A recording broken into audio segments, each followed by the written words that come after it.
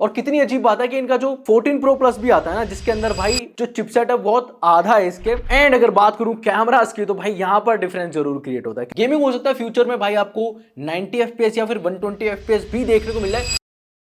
दोस्तों मेरे हाथ में दो मोस्ट इंपॉर्टेंट स्मार्टफोन, क्योंकि एक तरफ आता है Moto Edge 60 Pro और दूसरी तरफ आता है Realme की तरफ से आने वाला P3 Ultra। अब ये दो फोन्स इतने ज्यादा पॉपुलर क्यों हैं? क्योंकि इनके अंदर एक बहुत ही तगड़ा प्रोसेसर आता है, इनकी MediaTek Dimensity 8350। अब यहाँ पर थोड़ा सा चेंजेस जरूर है, यहाँ पर आपको एक्सट्रीम मिलता है, यहाँ पर आपको अल्ट्रा मिलता है, लेकिन इन दोनों फोन्स के अंदर भाई क्या तगड़ी परफॉर्मेंस निकलती है इसकी बात करने वाले। और हाँ, इन दोनों फोन्स के अंदर प्राइसिंग का जरूर डिफरेंस है, लेकिन कौन सा सबसे बेस्ट रहेगा इसकी बात करेंगे। और अगर मैं बात करूं इन हैंड फील की, तो मैं P3 Ultra से कंपेयर करना चाहूंगा अपने Realme 14 Pro Plus को, क्योंकि इसका जो इन हैंड फील है ना वो लगभग दोनों का सेम है। लेकिन यस, यहां पर अगर आप देखोगे ना तो डिजाइन, कैमरा मॉड्यूल और एक दो चीजें है ना वो इसको थोड़ा सा डिफरेंट बनाती है। पीछे की तरफ ग्लास आता है यहाँ पर, और इसका जो फील है ना वो मतलब थोड़ा सा डिफरेंट है, थोड़ा सा ब्रॉड फील होता है। और यहाँ पर ना ये फोन लाइट वेट है, पतला काफी है। इवन यहाँ पर जो लुक्स है ना सामने से अगर देखोगे तो भाई एकदम Realme 14 Pro Plus दिखाई देता है। वहीं अगर मैं मोटो की बात करूं तो ये एकदम डिफरेंट फोन है, अपनी ना लेगेसी बनाई हुई है इन लोगों ने,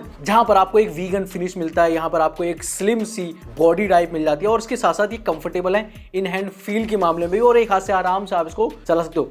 मतलब ये थोड़े से टॉल लगेंगे आपको फोन अगर मैं कंपेयर करूं Realme के फोन से। अब यहाँ पर ना डिस्प्ले बहुत इंपॉर्टेंट रोल प्ले करती है किसी भी स्मार्टफोन के अंदर, और यहाँ पर Realme के अंदर भी ये चीज है। यहाँ पर आपको 1.5 के रिजोल्यूशन वाली डिस्प्ले मिलती है, 120 हर्ट्ज फास्ट रिफ्रेश रेट यहाँ पर देखने को मिल जाता है। इसके साथ साथ यहाँ पर जो पीक ब्राइटनेस है 1500 निट्स की है, 1200 निट्स की HBM यहाँ पर मिल जाता है। और इसके साथ साथ जो बॉडी टू रेशियो है ना यहाँ पर आपको 93.47 के आसपास मिल जाता है, और इसके साथ साथ क्वाड कर्व डिस्प्ले मिल जाती है। अब जिसकी वजह से यहाँ पर आप देखोगे तो थोड़ा सा डिफरेंस क्रिएट होता है इन दोनों फोन के अंदर, क्योंकि यहाँ पर आपको 3D कर्व डिस्प्ले मिलती है, और ये नेक्स्ट जेन वाली डिस्प्ले, मतलब ऊपर की तरफ भी आपको कर्व देखने को मिलता है। साथ में इसके साथ साथ यहाँ पर आपको जो स्पेक्स मिलते हैं, जैसे कि यहाँ पर भी आपको 1.5 के रिजोल्यूशन वाली POLED डिस्प्ले मिलती है, और यहाँ पर 4500 निट्स के आसपास पीक ब्राइटनेस है, 1500 निट्स के आसपास यहाँ पर आपको HBM मिल जाता है। और इंडोर आउटडोर में मैंने एक चीज नोटिस करी कि भाई मोटो बहुत आगे निकल जाता है ब्राइटनेस के मामले में।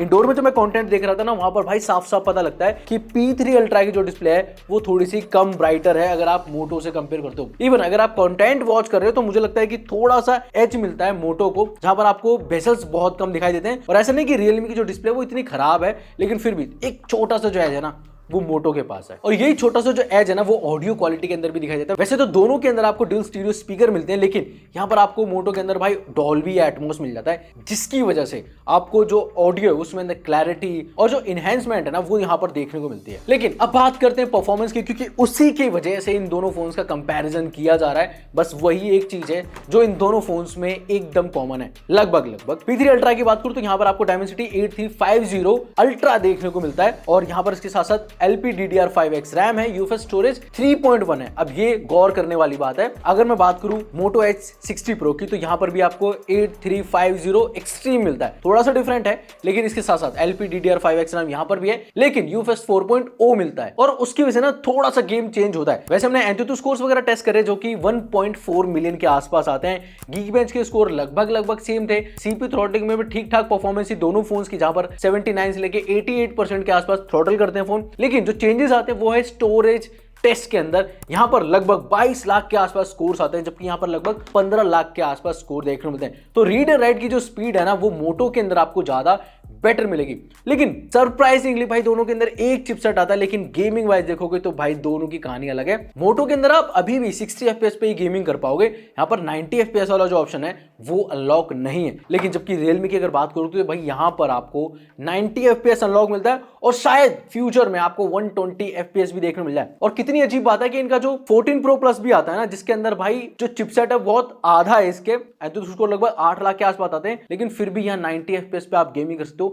ये काफी अमेजिंग चीज है। अब वैसे तो मैंने बता दिया भाई चिपसेट वगैरह यहाँ पर बराबर है, यहाँ पर UFS स्टोरेज थोड़ी सी एडवांस है, और अभी तक ये हो रहा था ना कि 2.2 आती थी UFS स्टोरेज, जिसकी वजह से फोन लैग करता था या फिर कहीं कहीं कैमरा ओपन करते में ग्लिच मारता था, ये सारी चीजें आती थी मोटो के अंदर। देखो वो चीज तो नहीं है, लेकिन अगर आप Realme से कंपेयर कराओगे ना इसका OS या फिर जो एनिमेशन है भाई वो थोड़े से पीछे रहते हैं। मुझे Realme का OS या फिर मैं बोलूंगा स्मूथनेस है वो काफी बढ़िया मिलती है। एप्स को ओपन करना, स्वाइप करना, इवन स्क्रॉल करना, काफी स्मूथनेस वाला फील यहाँ पर आपको देखने मिलता है। जबकि मोटो के अंदर ठीक है लेकिन उतना स्मूथनेस नहीं है इसके OS के अंदर। अब OS की बात करें तो दोनों फोन वैसे Android 15 पे आते हैं, जबकि यहाँ पर आपको 3+ में 4 ईयर के OS अपडेट मिलेंगे। कुछ ब्लोटवेयर या फिर बोल सकता हूँ प्री इंस्टॉल ऐप यहाँ पर देखने मिलती है, जबकि Realme में भी Android 15 आता है और यहाँ पर आपको 2+ में 3 ईयर्स के OS अपडेट और यहाँ पर थोड़े से ब्लोटवेयर आपको ज्यादा देखने मिलेंगे, हॉट गेम्स वगैरह फोल्डर ज्यादा देखने को मिलेंगे जिन्हें आप इंस्टॉल कर सकते हो। और वहीं अगर मैं AI की फीचर्स की बात करूं तो मोटो के अंदर आपको कुछ एडवांस AI फीचर मिलते हैं, जैसे कि मोटो AI 2.0 आ गया है, रिमेंबर दिस का फीचर आ गया है, इरेजर 2.0 या फिर मैजिक इरेजर आप बोल सकते हो। इसके साथ साथ AI स्केच टू इमेज का ऑप्शन आ गया है, टेक्स्ट टू इमेज का ऑप्शन यहाँ पर आ गया है। आपके नेक्स्ट मूव को ये प्रेडिक्ट कर देता है, मतलब आप समझ लो म्यूजिक सुनना चाहते हो तो ये आपकी प्लेलिस्ट बना देगा। एक डेडिकेटेड बटन यहाँ पर दे रखा है और वो सारे फीचर जैसे कि सर्कल टू सर्च या फिर समराइज करना, वो सारे फीचर यहाँ आते हैं। और ऐसे कुछ फीचर यहाँ पर भी हैं, जैसे इरेजर 2.0 आता है, यहाँ पर रिकॉर्डिंग को समराइज करने का ऑप्शन यहाँ पर मिल जाता है, सर्कल टू सर्च आ जाता है, फोटो इनहेंसमेंट का फीचर आता है, कटआउट्स निकालने का फीचर आता है, लेकिन उतने एडवांस फीचर नहीं है जितने मोटो के अंदर आपको देखने को मिलेंगे। बैटरी आउटपुट की बात करते हैं, वैसे दोनों फोन काफी स्लिम है, लेकिन अगर आप साइड बाय साइड देखोगे तो मोटो का फोन थोड़ा ज्यादा स्लिम दिखाई देता है और यहाँ पर आपको 6000 mAh की बैटरी मिलती है और यहाँ पर भी आपको 6000 mAh की बैटरी मिलती है, साथ में 90 वॉट का टर्बो चार्जर और यहाँ पर आपको 80 वॉट का सुपर वूक चार्जर मिलता है। अब यहाँ पर कहानी खत्म हो जाती है, लेकिन यहाँ पर मोटो के अंदर आपको 15 वॉट की वायरलेस चार्जिंग का ऑप्शन भी दे रखा है। तो यस, ये थोड़ा सा एज जरूर प्रोवाइड करती है क्योंकि आजकल लोगों को वायरलेस चार्जिंग की नीड होती है। बाकी हमने इन दोनों फोन्स को काफी दिन टेस्ट करके देखा है और यहाँ पर अगर मैं स्क्रीन ऑन टाइम की बात करूँ तो जनरली अगर आप वीडियोस वगैरह चला रहे हो, कंटिन्यूस वीडियोस देख रहे हो, मूवीज देख रहे हो, तो ये लगभग दोनों फोन्स लगभग 13 से लेकर 14 घंटे के आसपास स्क्रीन ऑन टाइम आपको दे देंगे। लेकिन अगर आप भाई कॉम्प्लेक्स तरीके से इन दोनों फोन को यूज कर रहे हो तो ये लगभग 9.5 से लेकर 10 घंटे के आसपास बैटरी आउटपुट निकालते हैं। और यहाँ पर दोनों में इतना कोई बड़ा डिफरेंस नहीं है, दोनों के प्रोसेसर सेम है, लगभग दोनों फोन्स एक ही तरीके से बैटरी को ड्रेन करते हैं। एंड अगर बात करूं कैमरास की तो भाई यहाँ पर डिफरेंस जरूर क्रिएट होता है, क्योंकि मोटो के अंदर आपको ट्रिपल कैमरा सेटअप मिलता है, जहां पर आपको 50+ में 10 मेगापिक्सल का एक टेलीफोटो लेंस मिलता है, सामने की तरफ भी आपको 50 मेगापिक्सल का सेल्फी कैमरा मिलता है। जबकि Realme में आपको दो बड़े बड़े कैमरास मिलते हैं, 50+ में 8 मेगापिक्सल का अल्ट्रा वाइड और सामने की जो सेल्फी कैमरा है ये 16 मेगापिक्सल का। यहाँ पर हमने काफी सारी फोटोज क्लिक करी है और यहाँ पर हमने वीडियोस भी रिकॉर्ड करी है। चलो उनकी बात करते हैं। तो एक चीज तो मैं पहले ही क्लियर कर दे रहा हूं कि दोनों के अंदर कैमरास का मुकाबला नहीं है, लेकिन फिर भी मैं आपको बता रहा हूं। सबसे पहले हमने सेल्फी से शुरुआत करी है और यहाँ पर नॉर्मल हमने फोटोज क्लिक करी है आउटडोर के अंदर, जहां पर अगर आप देखोगे तो भाई फोटोज देखने में काफी बढ़िया लगती है, लेकिन डिटेल्स जो है वो मोटो के फोन के अंदर आपको ज्यादा बेटर नजर आएंगी। Realme में थोड़ी सी आपको शार्पनेस देखने को मिलती है। इवन अगर मैं पोर्ट्रेट की बात करूं सेल्फी की,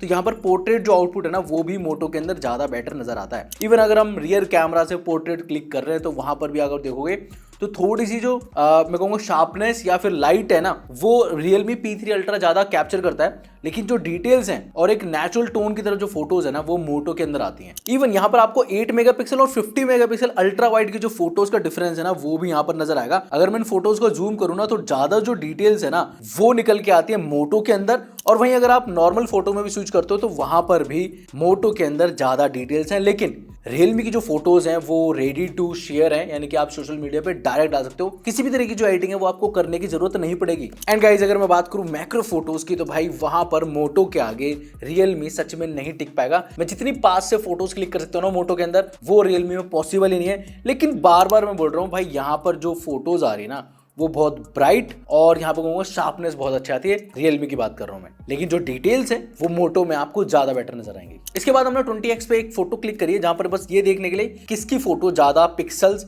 या फिर डिटेल निकाल के देगी, तो यस मोटो की फोटो इसमें जीत जाती है। एंड अगर बात करूं लो लाइट कंडीशंस के अंदर तो भाई यहाँ पर अगर आप देखोगे ना नॉर्मल फोटोज तो P3 Ultra लो लाइट में ज्यादा बेटर फोटो निकाल के दे रहा है, जहां पर आपको एक्सपोजर सही है सब्जेक्ट के ऊपर। लेकिन मोटो ना डिटेल्स के चक्कर में या फिर बोलूंगा एक नॉर्मल या नेचुरल टोन के चक्कर में ना थोड़ी सी डार्क कर रहा है फोटोज को, और यही चीज हमें रियर कैमरा में भी देखने को मिलती है, जहां पर आपको डिटेल्स तो है, फोटोज भी अच्छी हैं, लेकिन एक थोड़ा सा एक्सपोजर मेंटेन नहीं है, थोड़ा सा लो एक्सपोजर यहाँ पर मिलता है। और इसके बाद अगर आप गुड लाइटिंग कंडीशन में फोटो क्लिक करते हो और भाई दोनों को फोन के अंदर भी देखोगे ना तो भाई Realme की फोटो ज्यादा बेटर देखने को जरूर मिलती है, लेकिन जैसे आप जूम करोगे डिटेल्स में नजर मारोगे तो मोटो की फोटो आपको ज्यादा बेटर नजर आएगी, जहां पर आपको जो मेरे बाल हैं या फिर मेरी शेव है उसमें जो डिटेल्स हैं शार्पनेस है वो ज्यादा बेटर होगी मोटो के अंदर। और यही चीज हमें सेल्फी के अंदर भी देखने को मिलती है। और इसके बाद अब बात करते हैं वीडियो आउटपुट की। एंड गाइस अभी मैं रिकॉर्ड कर रहा हूँ इन दोनों के फ्रंट कैमरा से, जहां पर Realme के अंदर आप 1080p 60 fps पे मैक्स शूट कर पाओगे और यहाँ पर ना भाई थोड़ा सा क्रॉपिंग फैक्टर भी आपको देखने को मिल रहा होगा, जबकि मोटो के अंदर आप 4K 30 FPS तक जा पाओगे। अब यहाँ पर एक चीज़ भाई साइड बाय साइड नोटिस करना कि ना रियलमी के ऊपर ना जो एक्सपोजर है ना बैकग्राउंड में वो इतनी अच्छी तरीके से मेंटेन नहीं है, मतलब बहुत ज़्यादा ब्राइट है और मेरी स्किन भी उस हिसाब से ब्राइट कर रखी है। और मोटो ने देखो मैनेज करता है तो भाई सब्जेक्ट के ऊपर सफिशिएंट लाइटिंग आपको देखने को मिलेगी। बाकी बैकग्राउंड में देखना कलर थोड़े से चेंज नज़र आएंगे आपको, स्किन टोन्स वगैरह भी थोड़ी सी डिफरेंट मिलेगी।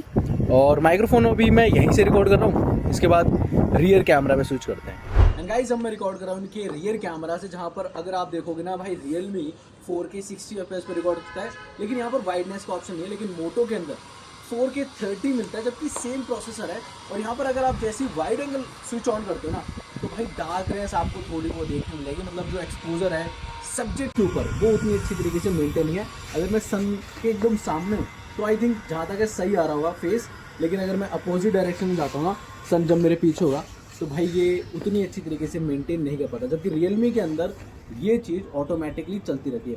बाकी माइक्रोफोन में यहीं से रिकॉर्ड कर रहा हूँ, और कैसा आउटपुट आपको लगा आप बता सकते हो कमेंट बॉक्स में। अब देखो कंक्लूजन पे पहुंचने से पहले ना आपको प्राइसिंग जानना बहुत जरूरी है। देखो ये जो फोन है ना P3 अल्ट्रा, ये आपको 25,000 रुपए के नीचे देखने को मिलेगा, लेकिन परफॉर्मेंस इतनी तगड़ी कि भाई कभी कभी या फिर हर बार मोटो H60 Pro को भाई ये बीट कर ही देगी। तो चलो इसकी बात कर लेते हैं, सबसे अच्छी चीजें क्या क्या मिलती हैं। देखो गेमिंग यहाँ पर आपको परफॉर्मेंस वाइज काफी बढ़िया मिलेगी, 90 FPS तो अनलॉक मिलेगी। फ्यूचर में आप 120 FPS पे भी खेल पाओगे। IR ब्लास्टर का ऑप्शन मिल जाता है, क्वाड का डिस्प्ले है, और यहाँ पर जो स्मूथनेस मिलती है भाई फोन के अंदर, मतलब यूजर एक्सपीरियंस काफी बढ़िया है। थोड़ा सा ब्रॉड है, काफी लोगों को पसंद आ सकता है। इवन यहाँ पर आपको ग्लास मिलता है।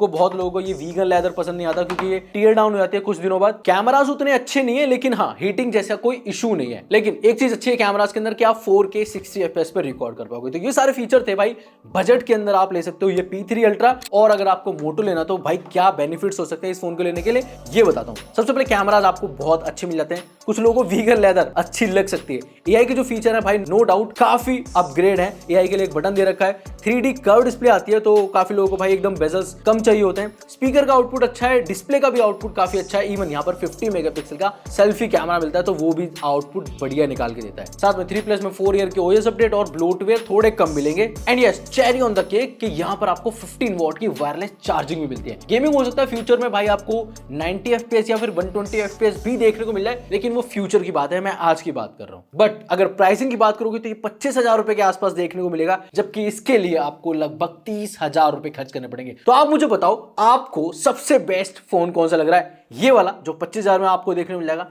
या फिर ये मोटो H60 Pro।